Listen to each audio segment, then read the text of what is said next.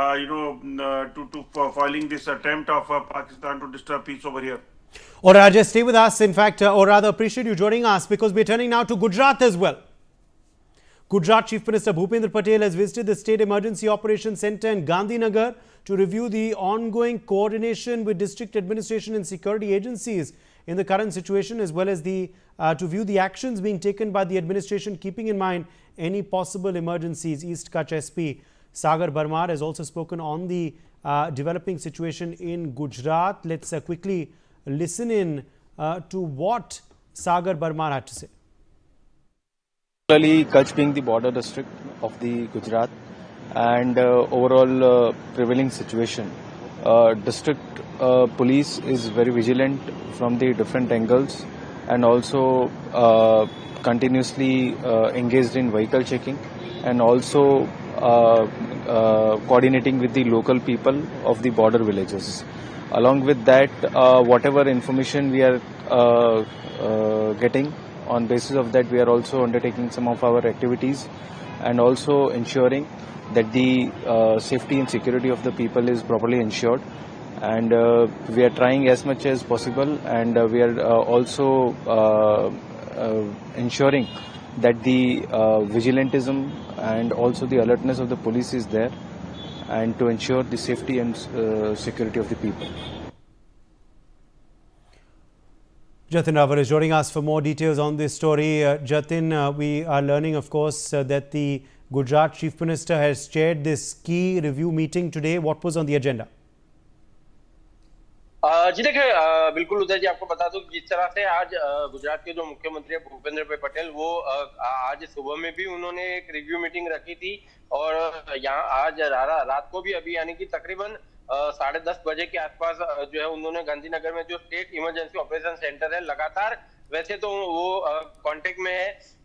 लगातार वहां का वो दौरा जो है वो करते रहते हैं, लेकिन अगर आज 10:30 बजे जो रिव्यू जो बैठक जो आयोजित की गई थी, गृह राज्य मंत्री हर्ष संघवी उसके साथ उपस्थित रहे थे, CS पंकज जोशी है वो उनके साथ उपस्थित रहे थे, राज्य कमिश्नर आलोक पांडे और राज्य सचिव जयंती रवि, DGP जो विकास सहाय, सभी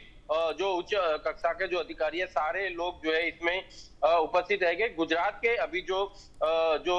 सरहदी जो इलाके हैं, जो भी सरहदी इलाके हैं, जैसे कि अगर कच्छ हो गया, कच्छ में भुज, नलिया, नखत्राणा हो गया, साथ ही अगर बात करें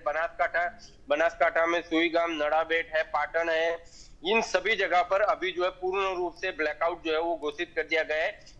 सुरक्षा के बंदोबस्त के चलते हुए इसको ब्लैकआउट जो है वो घोषित किया गया। अभी फिलहाल वहां पर कुछ भी नुकसान जो है वो नहीं हुआ है, लेकिन आगे आने वाले समय में पूरी तरह से किस तरह से इससे निपटा जा सके उसके लिए रिव्यू बैठक का जो है वो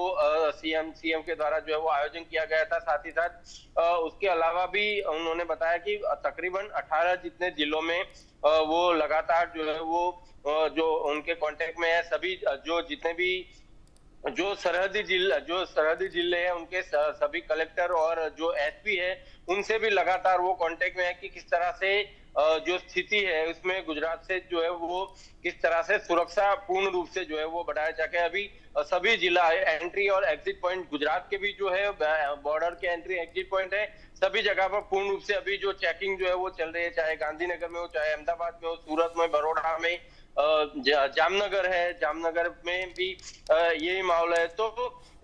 किसी भी तरह से कोई नुकसानी ना हो और किस तरह से इस परिस्थिति से जो है वो निपटा जा सके, उसी के मद्देनजर रखते हुए गुजरात के मुख्यमंत्री के द्वारा स्टेट इमरजेंसी में रिव्यू बैठक का आयोजन किया गया था। जी उदय। बिल्कुल, अभी कच्छ के भी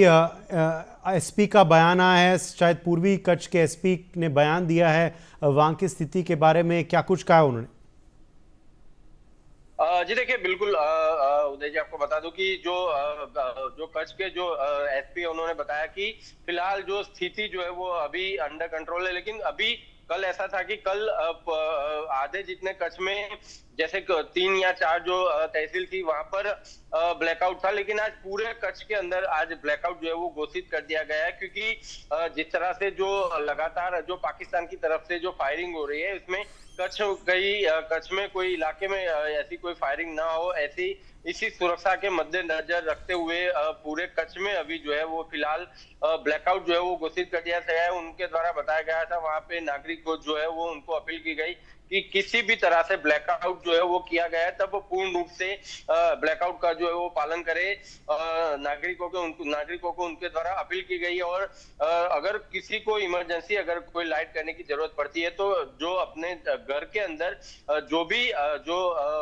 कांच है, मिरर लगे हुए, वहां वो पूरी तरह से ढक ले, उसके बाद छोटी सी लाइट जो है वो जलाकर जो है वो अपना काम करे, क्योंकि नागरिकों के सहयोग के बिना ये काम जो है वो नहीं हो सकता है। जी बिल्कुल, बने रहिए आप हमारे संग। कुछ और इस वक्त बड़ी खबर आ रही है। As a precautionary measure, blackout has been imposed in the villages of bordering Santalpur Taluka and Patan district. All citizens are advised to stay away from rumors and follow instructions issued by administration. तो पाटन जिले से भी खबर सामने आ रही है। जतिन, क्या स्थिति है वहां पे?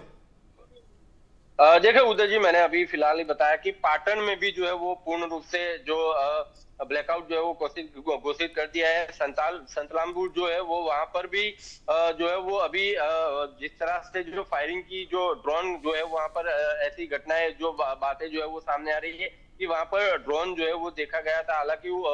कुछ भी वहां पर अभी घटना जो है वो घटित नहीं हुए, लेकिन किसी भी तरह की कोई अनहोनी न हो उसकी वजह से वहां पर भी पूरे पाटन के अंदर ही ये जो है वो पूरा ब्लैकआउट जो है वो घोषित कर दिया गया है, क्योंकि आने वाले समय में भी किसी भी तरह, वैसे तो कल भी पाटन में जो है वो ब्लैकआउट था, लेकिन कल कुछ पाटन के इलाकों में ब्लैकआउट घोषित किया गया था। आज पूरे पाटन पूरे जिले के अंदर जो है वो ब्लैकआउट जो है वो घोषित कर दिया गया है, क्योंकि पाटन जो है वो सरहदी इलाके से बिल्कुल जो है वो सटा हुआ है। ऐसे में किसी भी प्रकार का कोई अनिच्छनीय बनाव ना हो, उसकी वजह से पाटन में भी जो है वो अभी पूरे पाटन में पहले तो संतरामपुर जो है वो वहां पर ही ये जो है ये घटना जो ये ब्लैकआउट जो है वो किया गया था, लेकिन उसके बाद जो वहां पर एडमिनिस्ट्रेशन ने डिसीजन लिया कि पूरे पाटन जो तहसील के अंदर जो है पूरा पाटन तहसील के अंदर ब्लैकआउट जो है वो घोषित किया जाए। और वहां पर भी एक प्रेस कॉन्फ्रेंस भी आयोजन किया गया था और वहां पर भी लोगों को अपील की गई है। वहां पर माइक के द्वारा अनाउंसमेंट भी किया गया था कि सभी लोग अगर कोई जरूरी काम ना हो तो घर के अंदर से बाहर ना निकले, जरूरी काम हो तभी घर से बाहर निकले, अगर मेडिकल इमरजेंसी है तभी निकले, वरना फिर अपने घर के अंदर ही रहे। घर के अंदर भी किसी भी तरह की लाइट का उपयोग न करें। जी बिल्कुल, शुक्रिया हमारे संग जुड़ने के लिए Jatin Rawal. Some more news coming in this hour. The Press Information Bureau is once again